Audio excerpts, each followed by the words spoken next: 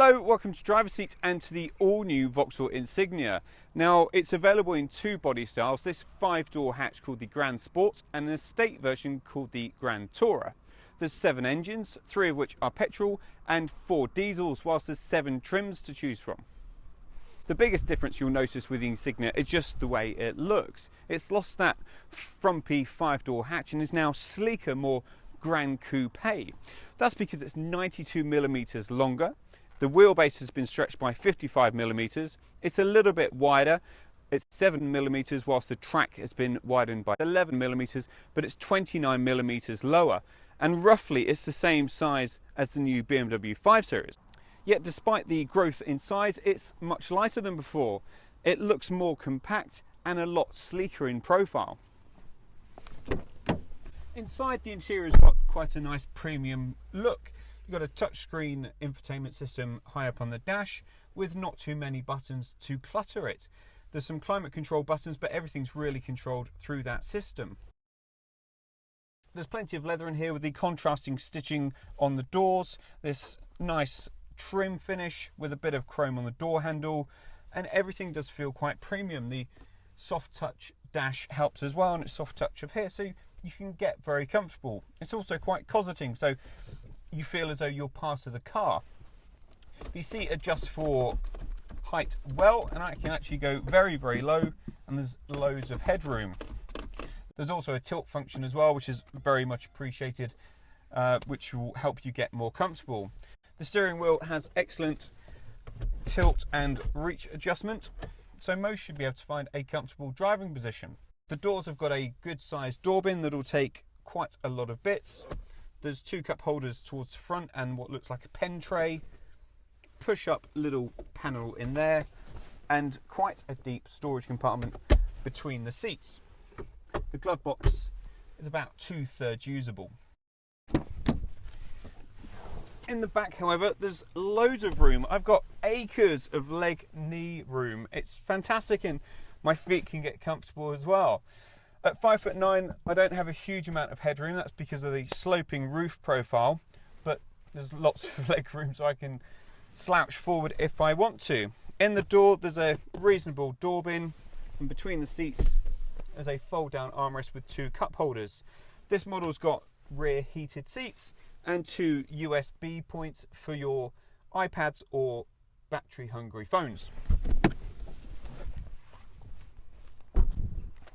To get into the boot, push the badge, and that pops the hatch open, and it's huge. It's absolutely ginormous. It's a little bit smaller than the model it replaces, but there's still loads of room for my box to get lost in. There's a couple of bag hooks, an electric button to lower the rear seats. Under the floor, there's a tyre-shaped storage area, which has got the inflator kit. The petrol engines are made up of 2 versions of a 1.5 litre and a 2 litre turbo with 260 PS. That also comes with 4-wheel drive as standard and an 8-speed automatic gearbox. On the diesel front, there are 2 1.6 CDTi's and 2 2-litre CDTi's. The most powerful 2-litre diesel with 210 PS again comes with 4-wheel drive as standard and an 8-speed automatic gearbox. So let's see what it's like to drive. The SRI NAV is expected to be the best-selling model in either the 2-litre or 1.5 petrol version. The entry-level 2-litre diesel will be... So we're testing the more powerful 1.5-litre petrol in SRI NAV trim, and that tips the scales at £20,010. Now that 1.5 litre develops 163 brake horsepower, which is enough to get it from 0 to 60 in 8.4 seconds, and it returns 47.1 miles to the gallon whilst emitting 136 grams per kilometre of CO2.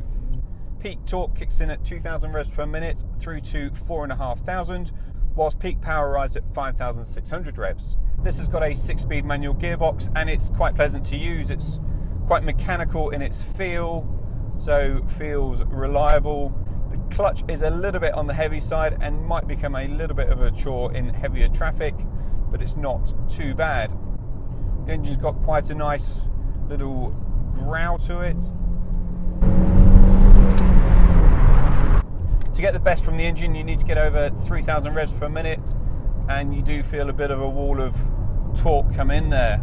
You need to work it through the gearbox to get the best from it, rather than just leaving it in gear and relying on the torque. You can feel the lightness of the body as you go into a faster bend. There's no want to understeer. It's very well behaved indeed. The steering is nicely weighted and feels pretty accurate. It's also quick to react. You can really give this thing some stick, properly chuck it into the bends and trust that it's going to hang on. And it really behaves very, very well indeed. It's got a very nice, comfortable ride, soaking up all the lumps and bumps on this road, whether they're smaller imperfections or big scarrings. It's nicely damped through dips and crests, meaning you get a much more comfortable ride. There's a bit of wind noise around motorway speeds, but generally it's quite refined, even if the engine's a little bit on the vocal side, although it's a nice vocal noise. The instrument dial's clear and easy to read.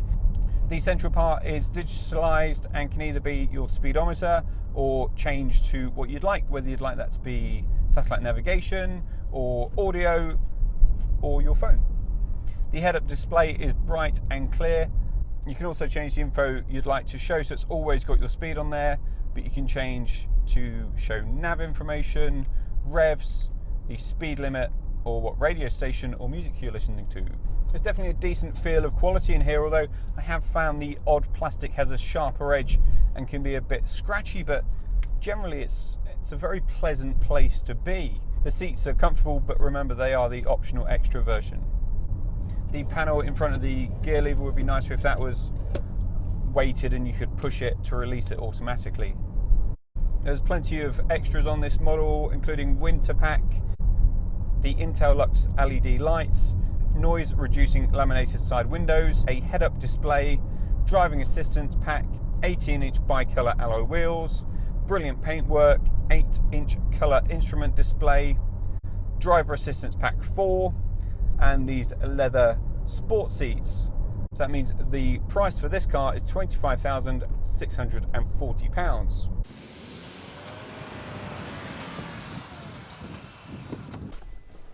Do you know, Vauxhall's been really clever with this car. In a sector that's been losing customers for years to SUVs, they've not stood still. They've reinvented the Insignia into a good-looking coupe type car, something to rival perhaps a BMW 4 Series. Okay, I don't think it's quite on that level, but it feels well made, it feels luxurious inside, it's certainly a massive step up for Vauxhall. It's got a comfy ride, handles well, and has got so much room, it's unbelievable.